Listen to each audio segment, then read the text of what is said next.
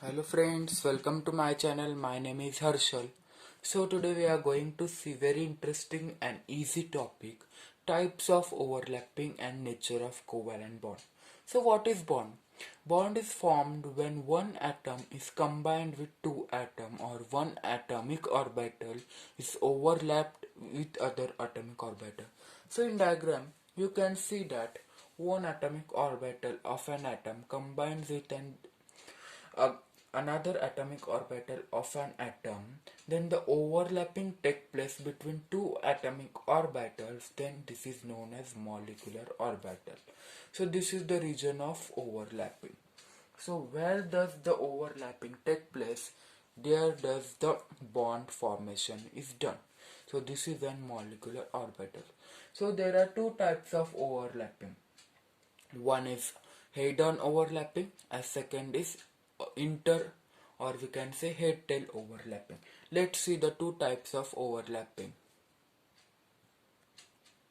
On the basis of overlapping, the bonds are formed. When the head-on overlapping is done, the sigma bond is formed. So I hope by diagram you can understand.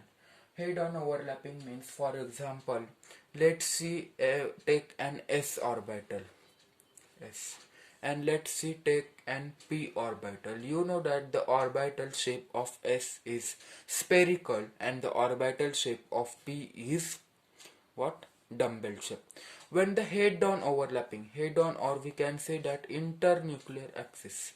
Internuclear means this is an axis x, y, z, maybe x, y or z axis when the along internuclear axis.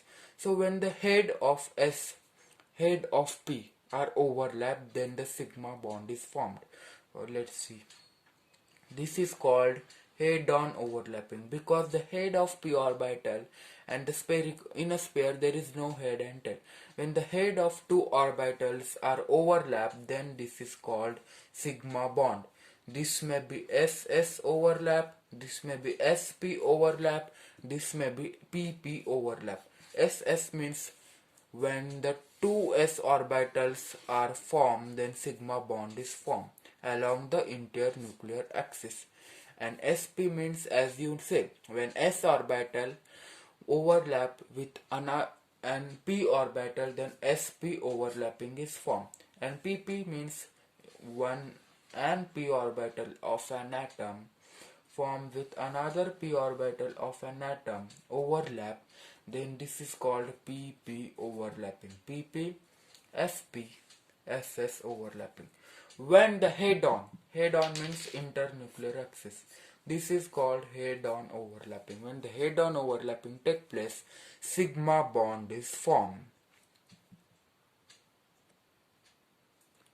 Now when the pi bond is formed when the lateral overlap of atomic orbitals were perpendicular to internuclear axis. Such an overlapping is called pi bond. Lateral overlapping. Lateral overlapping, it always happen in p orbitals. Pi bond is not formed due to s orbital. It is only happen due to p orbital. For example, let's take a p orbital which is lateral perpendicular. This is an internuclear axis, it is an axis and it is perpendicular. And another p orbital, they are lateral, so they are formed due to lateral overlapping. This p formed due to force between them laterally, not internuclear. They are perpendicular to nuclear axis, but the bond is formed due to overlapping laterally. Overlapping between two p orbitals, lateral overlap of half-filled, these are half-filled, not full-filled, half-filled atomic orbitals which are perpendicular to internuclear axis, then the pi bond is formed. And pi bond is always formed in p orbitals only. According to sigma bond, it may be SS, SP, PP. There are maybe sigma s orbitals, p orbitals, but the pi bond is always formed with p orbitals only. Now let's see the strength of sigma and pi bonds. sigma bonds are very stronger than pi bond because there is an head-on overlapping. Head-on. So head-on is very stronger than lateral one. So the sigma bonds are very stronger than pi bond. So according to multiple bonds, in a single bond there is only sigma bond. In all single bonds, there is only and only sigma bond. And in double bond or multiple bonds, we can say that the first one is sigma. Let me take another sketch pen. The first one is sigma bond and the another one is pi bond. Means first of all, in any compound the sigma bond take place, and in form of multiple bonds the another are pi. In triple bond, carbon carbon triple bond, there are two pi bonds and the one is sigma bond. So if we draw accordingly, this is head on overlapping and this is lateral overlapping. This is sigma bond because here head on overlap take place, and this is pi bond because here lateral overlap take place. This is in case of double bond because there is one sigma bond and one pi bond. In case of triple bond, there is another pi bond at y or z axis. You can see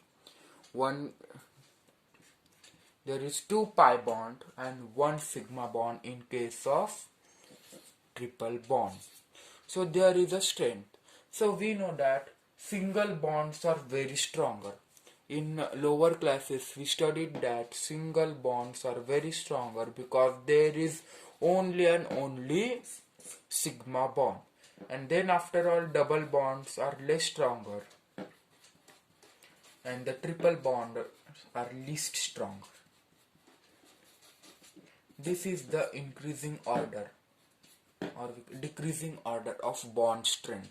Sigma bonds are stronger than pi bonds, and the energy is because triple bonds need less energy to break but single bond need high energy to break.